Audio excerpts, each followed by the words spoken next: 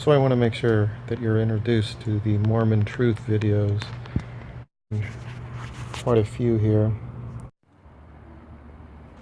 So the Mormon Truth Video Library, the purpose of it is to share truth about the LDS Church, the LDS history, which has been completely whitewashed and obfuscated through the correlation and PR departments of the church.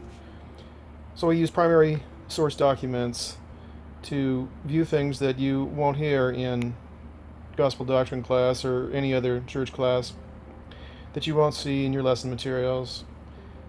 And also, I look at the contradictions in the scriptures that are existing, as well as those that have been filtered out, journal of discourses, anything that contradicts with the new doctrine, the constantly changing doctrine in the church has to be filtered out, and it is. Kind of like Newspeak in Orwell's 1984. Just let it fade into the sunset, or make sure it just disappears, and then we don't have to deal with it. So when that surfaces, it's a problem for the church, and so they've got the apologetics program, which they used to have at BYU, designed to argue the point of the church, to defend against the obvious problems that these issues bring up, because they show that an all-knowing, all-wise, unchanging God can't possibly be guiding the church and be changing the doctrine, making mistakes, hiding the changes, things that people do, cover-ups. So we use the scriptures and I catalog the issues so that we can clearly see what the problem is. And let's take a look at what I actually have in terms of videos. I've got well over 70 now, dealing with all sorts of issues, from translation of the Book of Mormon, Joseph Smith the magician, necromancer, all documented, to the scriptures, to what happened in Nauvoo with the Danites, the spiritual wife system, so forth. Council of 50, and every subject being the latest ones are showing LDS scriptures. Important contradictions, Jesus contradicting himself, contradictions with history, contradictions with science, contradictions with themselves, changing doctrines of Mormonism, basically all the things that would not change if an all-knowing, unchanging God was guiding the church. It shows that Mormonism is not what it claims to be, and it's documented straight through the scriptures.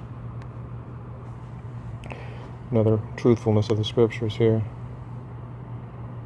Truthfulness of the Book of Mormon and the church, proven. Yes, it is provable. We got a bunch of them on Joseph Smith and the spiritual wife system, the Danites, from the undercover mission of Joseph Jackson in Nauvoo.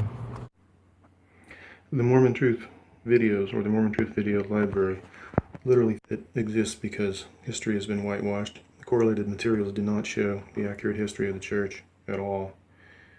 From the horrors of the spiritual wife system, the Joseph Smith in Nauvoo, which seems to be covered up by Mormon polygamy, and going over what occurred in Utah. I've never seen anything really on the internet, videos discussing the spiritual wife system. We hear of polyandry, but we don't hear the spiritual wife system.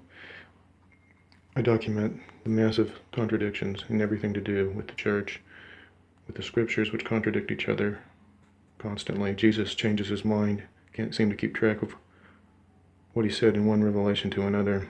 Book of Mormon versus D&C, and Moses and Abraham. Magic in Mormonism, a big topic, heavily documented. We look at the scriptures a lot, see what they say. We can see that the correlated lessons in the church education system, the Sunday school and priesthood relief society, avoid showing us the full picture.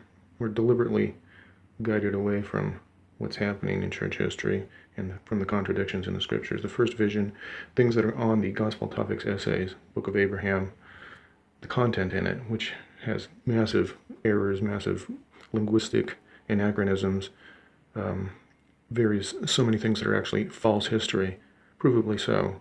The person who wrote it couldn't possibly have been all-knowing or anything close to it. The Book of Abraham issue, but I deal with the actual linguistic and and historical issues, linguistics and linguistic anachronisms. The content in the Book of Abraham shows clearly that it wasn't written by Abraham at his time. It wasn't written by somebody who knew history or linguistics or something, because they've got stuff in there. They might have they could have said Abraham was talking on a cell phone and texting his buddies, as well as they said things that happened 3,000 years after it was supposed to have been written, things that are put in there. So the person that wrote it certainly didn't live 2000 BC. Joseph Smith's 9 different versions of the first vision, filled with contradictions that are huge. Of course, on LDS.org, Gospel Topic Essay is posing as an essay, but it's apologetics instead, meaning instead of giving a balanced view and presenting a topic, honestly, they use like a lawyer's point of attack to support one side at all costs, whatever they have to do or say to make their side sound right. So anyway, instead of being honest about what happened, which of course they can't afford to do, they take a few common points from the various stories and try to blend them together to make it sound like they had a lot in common.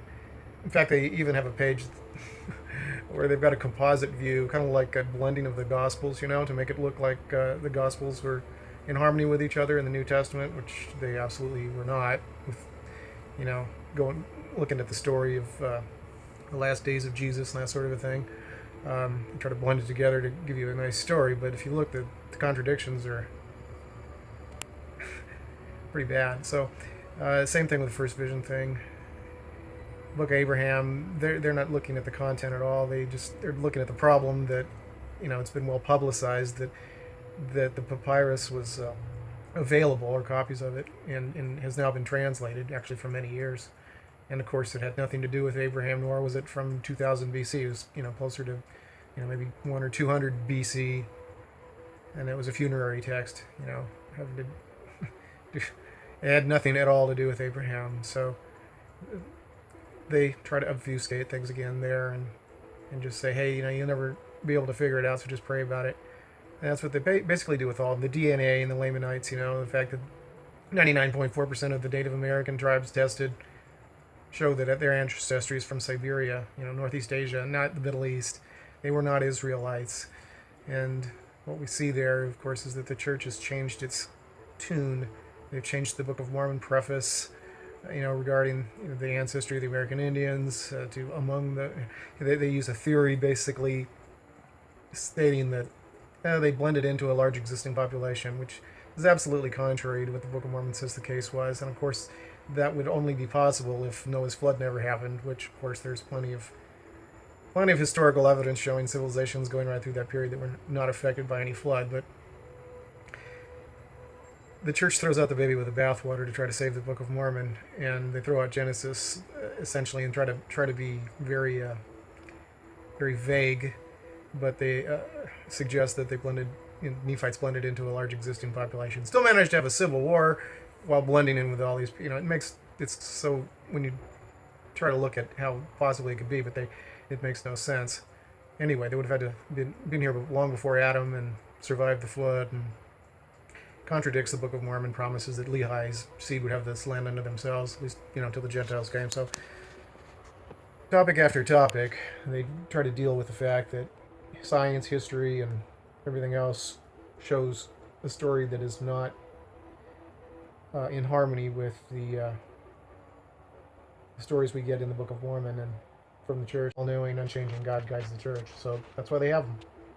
Except for they pretend that they're balanced essays now instead of the apologetics when they had it at BYU. They're doing the same thing, but telling us that it's all the information we need to look at, that they filtered it for us, or that they've obtained things because the internet's such a bad place that we can't tell what's false out there. It's all questionable and unreliable and wrong and that sort of a thing. So they know how to filter it. Their essay writers do, and they filter it all right. But in-depth and straightforward, they are not. All these things are carefully looked at, and I put the facts in front of you. I believe that you do have the capacity to figure out whether or not you're being told the truth when you've got it in front of your face. and it's presented where you're comparing what they've got rather than the Book of Mormon challenge, false premises built upon. Everything in the Gospel Topics essays, which most people have never even heard of, most of it's covered here. History's been whitewashed, and we seek Mormon truth. Coercive persuasion used to keep the members from understanding what's happening. Information control. Gordon B. Hinckley, massive contradictions and denials in his participation in the whitewashing of history. The race and priesthood issue, which is another Gospel Topics essay in which the church has deliberately used deception on the church website to obfuscate the obvious contradictions, as it also does with the 9 first vision versions, always trying to lead us to the conclusion that we can't figure it out. We must pray. If we're worthy, then Jesus will witness that it's true to us. Therefore, it's our fault. But think and reason and view and research, no. Okay. Short commercial. Use them. There's much here that you won't find elsewhere. Exploring tactics used on LDS.org designed to deceive and mislead are documented, along with issues like the Danites, what really happened, not the urban legend that's spun by the correlation department. Using primary source materials, I document as much as possible, including using the scriptures and noting how much they are completely ignored or filtered through on LDS.org, especially in the Gospel Topics essays, which state that they are basically balanced, straightforward, in-depth essays on subjects, which is completely opposite of the truth, and I prove that. They're nothing but polemics, apologetics designed to mislead. Please help spread the truth by liking, subscribing, and sharing. Share the Mormon Truth videos with everyone you know. View them, understand them, and see the documentation. See through the deception.